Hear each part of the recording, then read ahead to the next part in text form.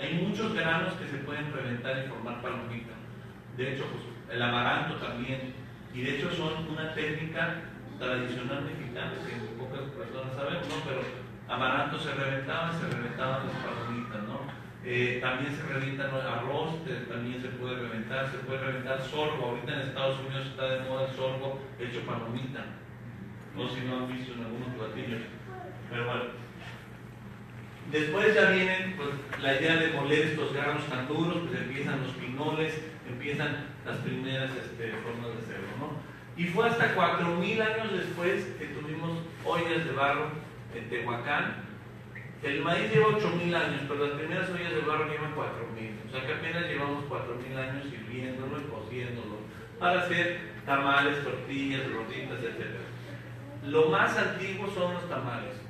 Los tamales son mucho más antiguos que las tortillas. Las tortillas tienen como 2000 años y los tamales como 4000. De hecho, se cree que al principio, bueno, las tortillas al principio eran más gruesas, un poco más anchas, ¿no? Como son las del sur, como todo el sureste, y también en Chihuahua, por ejemplo, se consumen tortillas muy gruesas. ¿Qué comemos del maíz y qué podemos aprovechar del maíz? Prácticamente toda la planta es comestible.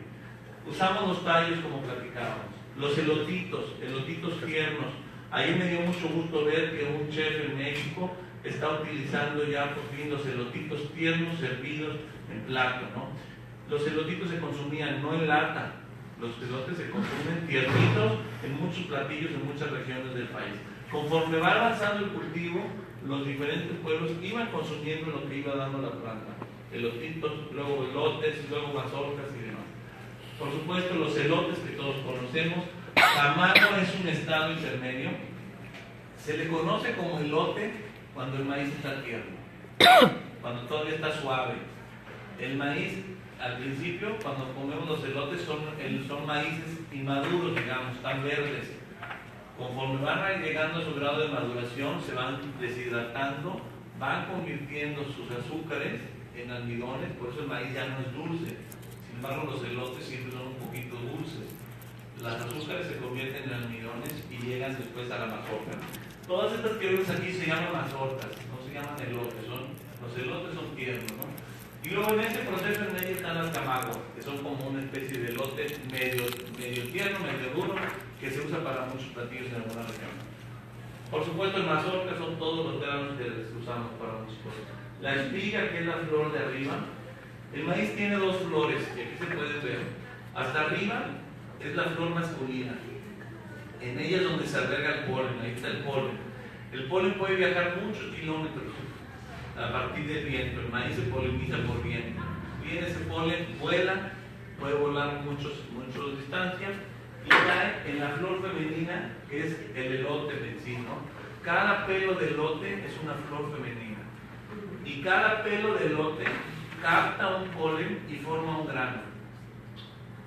Es como una especie de fruto de múltiples flores, ¿no? Como son las piñas, por ejemplo, las piñas también son iguales. Entonces, cada pelo es un grano de elote, y por eso nos pasa estas cosas también. Los maíces pintos, así se fueron originando también. Puede caerle cuando siembra uno un maíz blanco junto con un maíz azul, empiezas enseguida a tener maíces pintos, porque se empiezan a cruzar, ¿no? Y bueno, también se comen estas espigas, se comen los pelos, se pueden comer tiernos, se pueden hacer en test, ¿no? Y por supuesto el huitlacoche, que no es una parte del maíz, sino un hongo que afecta al maíz y que en muchos lados del mundo es considerado como una plaga, y aquí sin embargo se considera pues un alimento muy apreciado, ¿no? Ya platicamos de esto, un maíz para cada platillo. Cada uno de los maíces se utilizan con algunos fines, los pozoles. También es importante saber que no todos los pozoles son iguales. La gente habla de maíz pozolero, pero si pensamos en maíz pozolero, en Nayarit se hace maíz pozolero con este maíz. Si nos vamos a otras regiones, se utilizan diferentes maíces, ¿no? En el centro se utiliza el maíz cacahuacintle, que es este maíz muy harinoso, ¿no? Pero los huicholes utilizan este maíz para hacer pozole. Cada región hace pozole con su maíz. Y nos han hecho creer que se usa un solo maíz y nos venden preempacado un solo maíz, y estos maíces se están perdiendo porque no sabemos con qué se usan. Por ejemplo, en Guerrero, que es una de las cunas muy reconocidas del maíz, se usa el maíz, que es el maíz ancho. Entonces, si queremos hablar de gastronomía, si queremos hablar de calidad gastronómica, tenemos que hablar de los pozoles particulares de cada región. En Michoacán se utilizan los maíces rojos para hacer los pozoles, estos maíces. Entonces se hace un pozole rojo, de grano rojo, ¿no? Como este, por ejemplo, también en Michoacán. Entonces, todo esto pues tiene grandes oportunidades para empezar a trabajar una mejor y mejor gastronomía que realmente esté más apegada con lo que realmente sucedía, ¿no? ¿Cuáles son los tipos de grano que existen en el maíz? También para aquí, porque estamos en un lugar de educación gastronómica, pues nos interesa que la gente conozca más sobre los usos que se le pueden dar al maíz.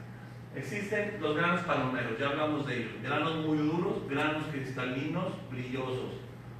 Luego, ahora muchos chefs se están interesando en el maíz y les llegan maíces de diferentes regiones. Lo importante es que aprendan a trabajarlos, aprendan a conocerlos, ¿no? Luego vienen los granos tonizados. Son estos maíces que prácticamente habían desaparecido, son maíces muy antiguos y que están recubiertos todos por esta cáscara que se llama totomostle. En náhuatl se llama tetomostle a esta cubierta. Aquí podemos ver son maíces pues, muy antiguos. Estos prácticamente no se utilizan para la alimentación, pero se está tratando de preservar, porque de hecho ya solamente un señor los estaba cultivando y ahora allá en Ixtenco, Tlaxcala, están haciendo una gran labor para recuperar esto y que se vendan como artesanías, pues son granos muy vistosos. Luego tenemos granos harinosos, ¿no?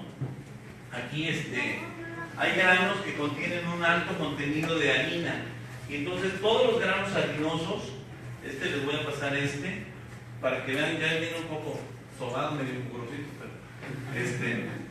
pero nada más lo dejamos para que vean el interior. Este es el maíz cacahuacintle, se cultiva en el centro del país, cerca del Valle de Toluca, en un lugar que se llama Calimaya.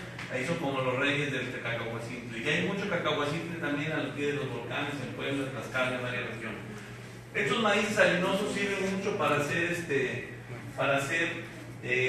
cosas hervidas. Por eso se usa mucho para pozoles, se utilizan también para panificación, ¿no?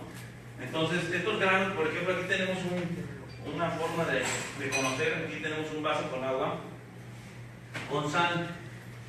Y entonces aquí, por ejemplo, este maíz que les acabo de pasar, el cacahuacintle, son maíces que si tú los pones a flotar, al ponerle sal se vuelve esta solución muy densa. Son maíces que son muy ligeritos y prácticamente todos sus granos deben flotar. Están llenos de aire, son puros llenos de aire, ¿no? Sin embargo, si ponemos aquí está el palomero tradicional americano, todos estos granos se van hasta el fondo, porque son maíces mucho más densos, ¿no? Aquí también estos rojitos, digo, ahí luego pueden probar, pero son como prácticas que pueden hacer bien remotamente. Todos los maíces suelen flotar, ¿no? Hay muchos maíces que son muy harinosos, y dependiendo del tipo de grano que tengan, es el tipo de platillo que suelen hacerse, ¿no? Aquí les voy a pasar otro maíz para que lo vean. Si quieren pueden morderlo y ver cómo es el interior de este maíz. Nos quedan poquitos, pero son un maíz de un color muy rojo, ¿no? Muy casi morado intenso. De un maíz similar a es con el que se hace la chicha en Perú, ¿no? Que se pigmenta gracias a los pigmentos naturales. Todos los maíces azules rojos contienen antocianinas, que son los antioxidantes naturales. Y los maíces amarillos, más blancos, contienen carotenos. Son los que dan estos colores, ¿no? Y hay gente que si los pueden partir o ver adentro, van a ver totalmente harinoso ese grano, ¿no? Y luego tenemos maíces dentados. Los maíces dentados son intermedios, no son granos tan duros, no son granos intermedios, tienen un poco de almidón, un poco más de proteína. Son con los que normalmente se hacen las tortillas, y aquí pues tenemos algunos ejemplos. Por ejemplo, este es un maíz dentado, ¿no? Este está un poco, por ejemplo, este es un maíz dentado, está intermedio, no está ni tan harinoso ni tan duro. Por ejemplo, los granos duros sirven para hacer, por ejemplo, polentas, que aquí casi no se utilizan las polentas, ¿no? Estos granos, o lo que usan los americanos, como todas estas harinas y cornmeal y y todas todas estas cosas que hacen, ¿no? Este es un grano cristalino, no es palomero, pero ven cómo brilla, ¿no? Sí. Entonces se pueden usar para muchas cosas. Ahí les paso ahorita algunos.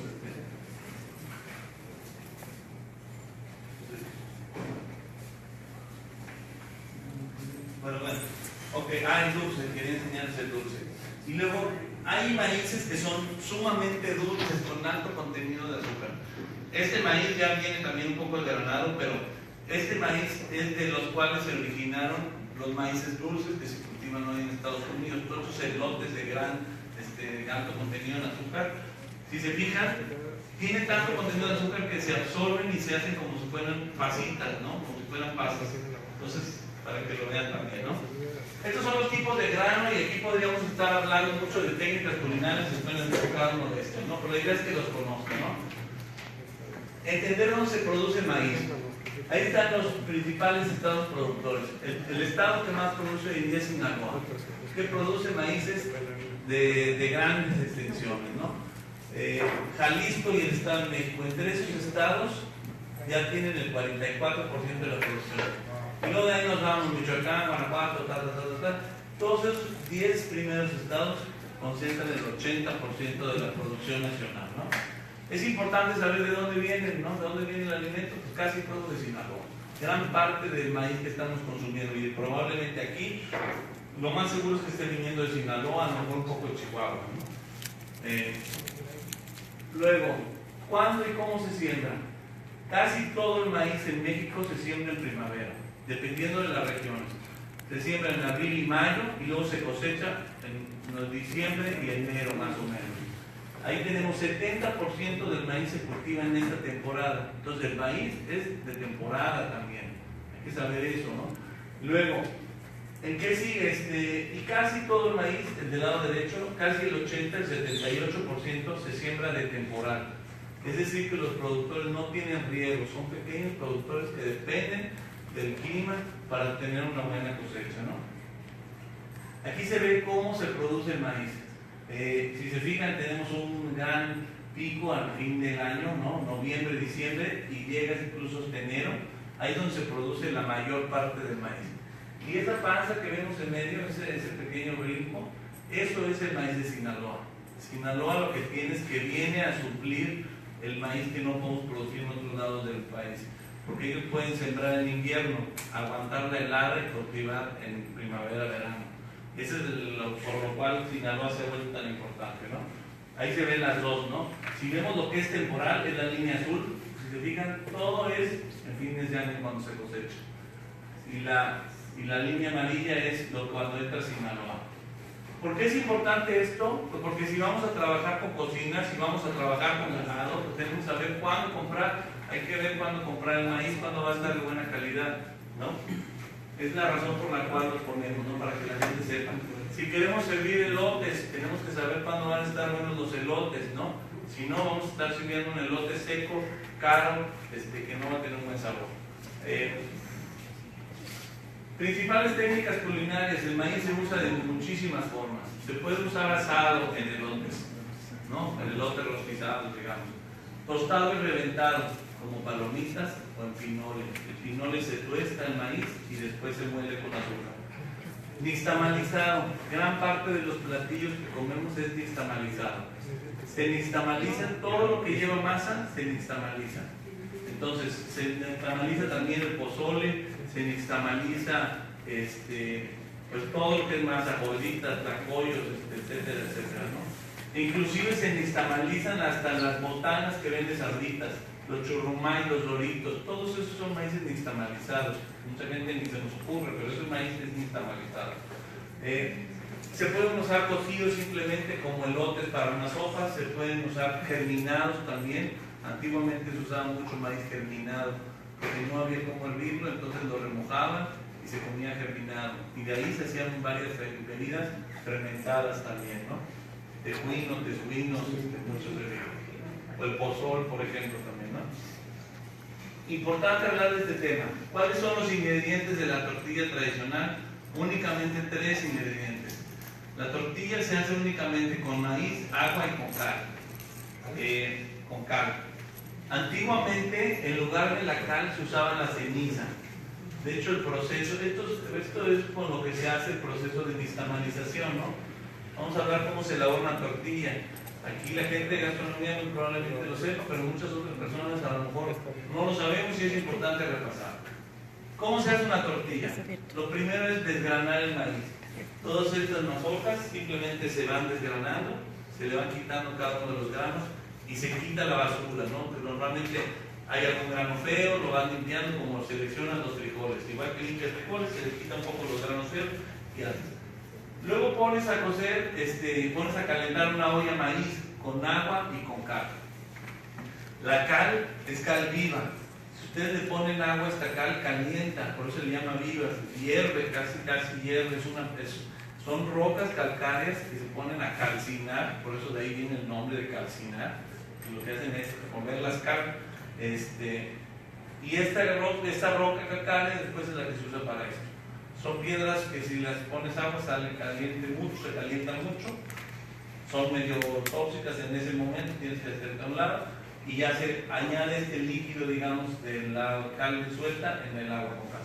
En cuanto ponen el agua con cal con el maíz, cambia el maíz y le cambia la composición química. La cal sube muchísimo el pH, le cambia el color al grano. Y entonces se produce este efecto de la nixtamalización, ¿no? Las tortillas, el maíz se prende la lumbre, se deja calentar hasta prácticamente el punto de ebullición, se deja un momentito y se apaga. Y se deja toda la noche remojando en este líquido. La realidad es que más que cocer, lo que se hace es remojar, digamos, se remoja, es un maíz remojado. Si ustedes lo comen al día siguiente es un maíz bastante duro, todavía no está cocido. Y por eso se dice que no comemos la masa cruda.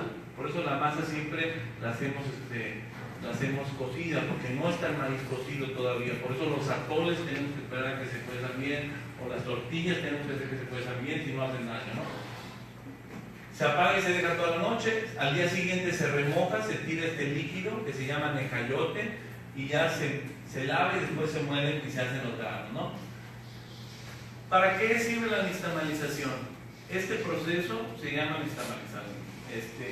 Sirve para mejorar la digestión. En gran medida los granos son mucho más nutritivos. El maíz, si lo hirviéramos simplemente en agua, no tendría la liberación de nutrientes que obtiene cuando se reduce con el nixtamal. Ese es uno de los grandes descubrimientos que ellos hicieron, probablemente no lo supieron, pero es a partir de este proceso que se logra que el maíz sea más nutritivo. Luego se da una mucho mayor consistencia a la tortilla. Esto hace que se gelatinicen los almidones y entonces la tortilla sea más resistente. Por eso es que tiene como cierta resistencia. Por eso la buena tortilla no se rompe. Por eso la buena tortilla cuando haces un taco no se te desbarata, no se desbarata en la olla porque es por la nixtamalización. Las tortillas naturales no se desbaratan, ¿no? Bueno, hasta cierto punto, ¿no? Y luego le da el color característico a la tortilla y además el sabor. El sabor de la tortilla, el sabor del pozole y todos los alimentos son gracias a la nixtamalización. Si los hacemos sin nixtamalizar, cambia por completo el sabor. Bueno, aquí hablamos tamales, atole, pozole, todos son platillos que se usan con nixtamal. ¿Qué ha pasado con la tortilla? Nos la han generalizado. La gente nos habla de que solo existe una sola tortilla en el país. Y la realidad es que hay muchísimas tortillas. Cada región come una diferente tortilla. Ancestralmente, ¿cuál era el mejor maíz para hacer tortilla? Me preguntan muchas veces, pues depende de dónde vives. Porque la tortilla se comía con el maíz de donde tú eres originario. Entonces, hay regiones que utilizan este maíz para tortilla. Y entonces, claro, pues hay una tortilla naranjita o medio ocre. Y así se va, ¿no? Cada maíz tiene diferentes tortillas. Y luego también ha habido mucha aparición de nuevas tortillas, ¿no? Hay tortillas de muchos tipos, de formas, de colores, hay tortillas comerciales, hay tortillas industriales, hay tortillas grandes, hay tortillas chicas, hay tortillas gruesas, delgadas, de colores, muchísimas tortillas. Y sin embargo, parejo agarramos y decimos tortilla. Si acaso distinguimos de tostadas, ¿no? Si decimos, bueno, esto es tostada y esto es tortilla, blancas y duras, ok. Pero lo demás, todo parejo tortilla. Y entonces, ¿qué es lo que está pasando? Pues, o sea, pues no todas las tortillas son iguales, ¿no? Tenemos que empezar a hablar de que hay diferentes tortillas. ¿Qué está pasando? Que estamos teniendo un grave deterioro de la imagen de la tortilla. Porque ya dejamos que le llamen, a cualquier cosa le llamen tortilla. Y esto ha contribuido a que ya hoy en día casi la mitad de las tortillas del país sean de maseca o de minza, ¿no? ¿Qué está pasando? Existe una carencia de un etiquetado justo. La tortilla, a pesar de ser el principal alimento, no tiene derechos de consumidor, no nos protege la ley para saber de qué está hecha nuestra tortilla. Ustedes llegan a una tortillería y le pueden estar poniendo lo que se les dé la gana. Le pueden estar moliendo el olote, que es esto que tiene adentro el maíz, que es muy barato y que nadie usa. Se le pueden estar poniendo harinas baratas, le pueden estar poniendo muchos químicos y nadie nos está informando eso, ¿no?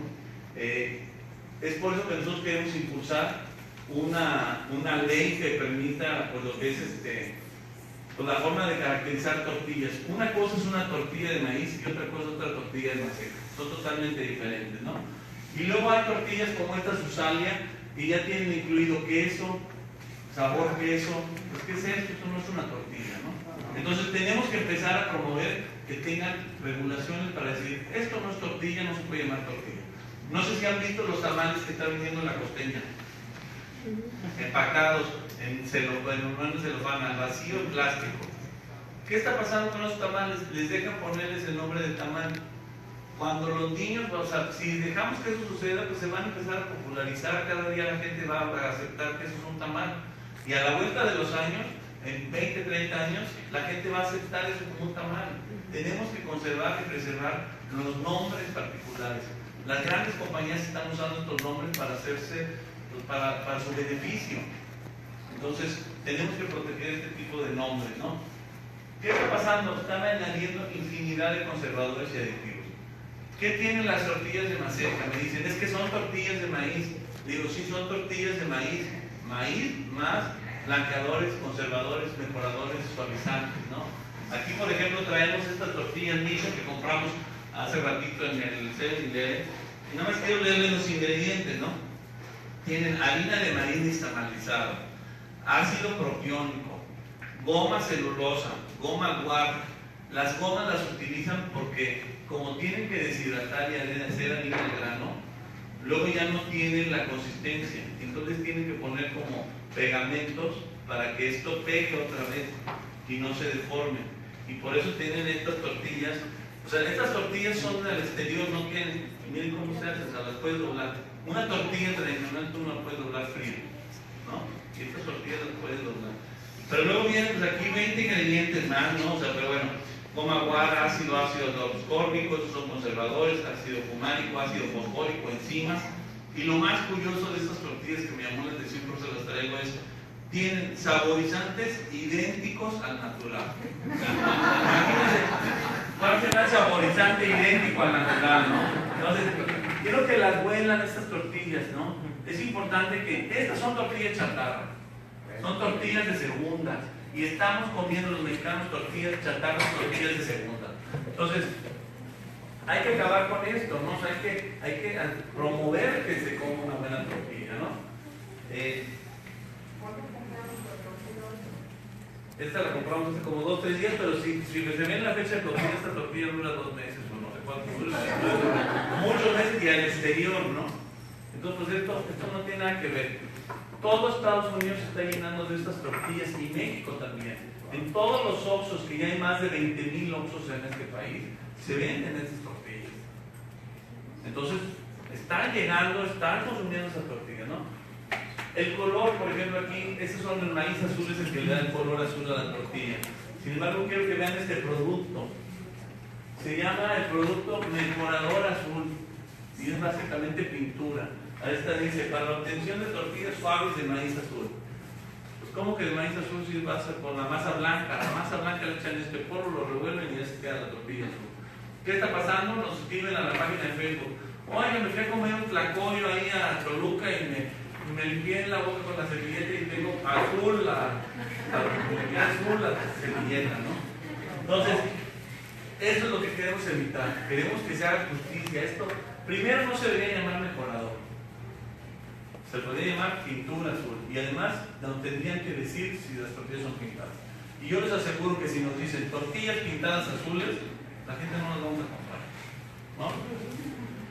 Hagamos justicia a la tortilla. ¿Cómo? Aprendiendo a diferenciarlas y comiendo una buena tortilla, ¿no? ¿Cuántos maíces conocen? Aquí estamos, tenemos aquí todos los maíces de tantísimas variedades, ¿no? Ahorita, por ejemplo, entré al baño y vi que tienen ahí lockers con todos los nombres de los chiles que existen, que hoy tienen una enorme diversidad de chiles, ¿no? Pues también lo tenemos de maíz, ¿no? ¿Por qué apreciamos las uvas y no los maíces? Aquí en Ensenada y todo el Valle de Guadalupe, que se conocen tanto las uvas, Nebbiolo, Merlot, Tempranillo. ¿Cuántos maíces conocemos por nombre? Y es el principal alimento. Entonces queremos que se conozcan, queremos que las escuelas de gastronomía los enseñen, ¿no? Los aprendan a utilizar y empecemos a explorar sabores y texturas y colores. Y además vamos a apoyar al campo mexicano y vamos a hacer que la gente tenga una opción más válida, ¿no? ¿Cuáles son los tipos de maíz? Voy a echarme esto rapidito, pero bueno, los maíces criollos o nativos son estos maíces que traemos aquí. Son maíces que han sido cultivados año tras año por las familias, ¿no? La semilla se va guardando y pasando de generación en generación. Luego vienen los granos híbridos. ¿Qué es lo que hacen las casas semilleras? Van buscando, por ejemplo, este maíz, que también es uno de los que se encuentran en peligro, desafortunadamente. Este maíz es el maíz más grande del mundo. Se llama maíz cala Este maíz se cultiva en Nayarit, también quedan menos de 20 productores. Ahorita viene la feria, hacen un concurso del lote más grande del mundo. Ahí si alguien se quiere dar una vuelta, el 14 de agosto, ahí se hace la feria en Jala, Nayarit. Por ejemplo, ¿qué van haciendo con los maíces híbridos? Van cruzando entre maíz con maíz para buscar mejorar y mejorar algunas características. Puede ser para que produzca más. Entonces yo tengo este maíz, pero tengo este que es más grande, y entonces voy buscando y seleccionando hasta que obtengo una mezcla de los dos, ¿no? Y voy mejorando poco a poco. Y así se van, ¿no? Mejorando y mejorando las maíces híbridos. Hay como todo un tema de mejoramiento de plantas y demás, pero finalmente lo que obtienen es una semilla con una receta secreta, digamos, de revoltura de maíces, de genética. Eso lo pueden patentar. Entonces mucho de esto lo patentan y entonces la gente está obligada a comprar esa semilla. En principio podrían demandarlos si se llaman esta semilla. La realidad es que casi no sucede eso, porque las grandes casas semilleras saben que eso sería como un gran problema, aunque sí han sucedido casos como en la canola en Canadá o algunos cultivos que sí se han metido en problemas. Pero como les causó mucho problemática social, o sea, les causó un gran conflicto social que la gente empezó a reclamarlo, lo han dejado de hacer. Pero lo que sí es verdad es que obligan a los productores a volver a comprar una semilla. Y esta semilla la está regalando el gobierno por todos lados, diciendo compra siempre esta semilla porque de ahí tienes que usar ciertos pesticidas, ciertos fertilizantes para que esta semilla prospere. Y luego vienen los transgénicos. Los transgénicos, la diferencia es que aquí introducen genes de otras especies, ¿no? Ya no solo de maíz, por eso se llama transgénico. Ahí pueden agarrar y traer de una bacteria e introducirse en el maíz. El maíz que nos quieren sembrar en México es un maíz que sea pesticida. En cuanto lleguen las plagas, ellas mismas sean, o sea, que sean pesticidas y que mueran las plagas, ¿no? Y además de otros maíces que sean resistentes a los herbicidas. Los herbicidas son líquidos que se aplican y matan toda la hierba que nazca. Pero matan hierba y matan frijoles, y matan calabazas, y matan elindes, y matan todo lo que sea eso, ¿no? No se pueden sembrar maíces transgénicos en México. Tenemos una demanda interpuesta entre varias organizaciones, se demandó al gobierno mexicano y al Monsanto para que se definiera esto, y afortunadamente un juez le dictó la prohibición de siembrar, y hasta eso estamos. Ahora el juicio está abierto y no sabemos qué pueda pasar. Lo que sí es un hecho es de que está entrando muchísimo maíz transgénico a México. ¿Qué preocupa del transgénico? Pues no sabemos qué vaya a pasar. Lo que decimos es, hay estudios que afirman que son totalmente naturales, que no va a pasar nada. Y hay muchos estudios que apuntan que no. Hay muchos estudios que, por ejemplo, el uso de estos herbicidas cáncer, etcétera, etcétera. Una gran polémica. Pero el problema que tenemos es que México es el centro de origen de todo esto y la entrada del maíz transgénico pone en riesgo que se contamine con este polen que vuela por el aire toda esta riqueza. Ustedes pueden sembrar aquí esto y a 2 kilómetros de aquí les puede llegar ese polen, ¿no? Esa es la razón por la cual hay tanta lucha en contra de los transgénicos, ¿no? Ya luego si tienen alguna duda. ¿Cómo reconocer tortillas? Pues primero sabiendo dónde las compramos. Entonces lo importante aquí es, ¿cómo puedo saber qué tortilla? ¿Cómo puedo saber cómo comprar tortilla? Primero siempre cuestionar, ¿dónde estoy comprando mi tortilla? Pues si yo lo voy comprando con pequeñas señoras, lo más seguro es que esa tortilla sea mucho más saludable, sea más tradicional, ¿no? O las grandes tortillas industriales. Hay grandes tortillerías y pequeñas tortillerías, casi todo el país ya comemos tortillas de máquina. No están mal las tortillas de máquina de tortillería tradicional, nada más hay que fijarse de qué están hechas, que son hechas de maíz o de maseca. Fijarse, normalmente en las tortillerías, en cuanto uno llega, puedes ver los costales, casi siempre son locales pequeños, porque tú enseguida puedes saber de qué están hechos. Si ves costales de maíz, puedes tener la confianza de que por lo menos estás comiendo una tortilla de maíz, aunque a lo mejor le meten un poco de maseca, pero ya tienes la seguridad de que por lo menos son de maíz, y no todo es maseca, ¿no? Los tipos y colores del maíz. Saber que la coloración de una tortilla se lo da el maíz. Aquí vemos unas maravillosas tostadas de tipo traídos en Oaxaca, de todos colores, ¿no? Rojo, amarillo, azul, blanco, ¿no? Pero también existen colorantes naturales y colorantes artificiales. Ahora se están poniendo de moda mucho las tortillas de colores. Se está poniendo de moda tortillas, por ejemplo, de nopal. Pero ustedes saben de qué color es el nopal cocido. Todos hemos visto alguna vez el nopal cocido. No tiene nada que ver con esos colores verdes, ¿no? Y sin embargo nos venden estas tortillas de nopal verdes. Tortilla de nopal saludable para la dieta. Y las nutriólogas las están mandando, ¿no? Comen tortilla de nopal. Y la realidad es que nos están mandando a comer puro vegetal, puro colorantes vegetales o artificiales, ¿no? Entonces, recordarse de esto, ¿no? Maíz o harinas, eso es lo más importante. Yo los invito a que prueben, a que vayan experimentando. Totalmente diferente un proceso de maíz nixtamalizado por lo que hacen compañías como Maseca y Misa. Ya hablamos de todos esos mejoradores y demás. ¿Cambia o no cambia el sabor de la comida en polvo? Lo mismo sucede en las tortillas. No es lo mismo un café recién hecho que un Nescafé. No es lo mismo una leche en polvo que una leche fluida. Y lo mismo pasa en la tortilla. No es lo mismo una tortilla en polvo que una tortilla de verdad. Y así es como tenemos que empezar a hablar. Hay tortillas de verdad y hay tortillas de segunda, de chatarra, ¿no? Hay que educar el paladar. Tenemos que regresar a que sepamos reconocer una buena tortilla. Tenemos que probar. Compren una buena tortilla, asegúrense. Aquí hay varias personas que están haciendo buenas tortillas. Ya desde que hemos estado aquí nos llaman y nos dicen, ay, nosotros tenemos tortillería con Ixtamal, en Ensenada, tortilla, rentería. Hay varios lugares que están haciendo tortillas de buena calidad, ¿no? Hay que reeducar. Compren una buena tortilla y compárenla con una de estas Mission. Empiecen a probar y van a empezarse a dar cuenta de cómo cambian totalmente los sabores, cómo son tan cosas totalmente, ¿no? Según el tipo de molienda también pueden haber muchos tipos de tortilla. Pueden ser tortillas de metate, pueden ser tortillas a mano y tortillas a máquina. Pero normalmente una tortilla tradicional va bastante molida, lleva el grano muy bien molido. Pero hay regiones del país que hacen tortillas con la masa más quebrada y a partir de ahí se hacen mejor tostadas, ¿no? Porque luego también la tostada, si lo haces con el grano menos molido, te permite que no infle tanto. Tú no quieres que infle tanto porque se te cae ese cachito de la tostada, ¿no? Entonces son tostadas, son formas de hacer para que no se desperdicie tanto y que tengamos una forma, ¿no? Las formas, en cuanto llegue una tortilla pueden saber si son tortillas de máquina, son tortillas de mano, ¿no? Es una de las formas. Las formas perfectas, circulares, exactas, cortadas, pues son normalmente tortillas más industriales, ¿no? Ingredientes.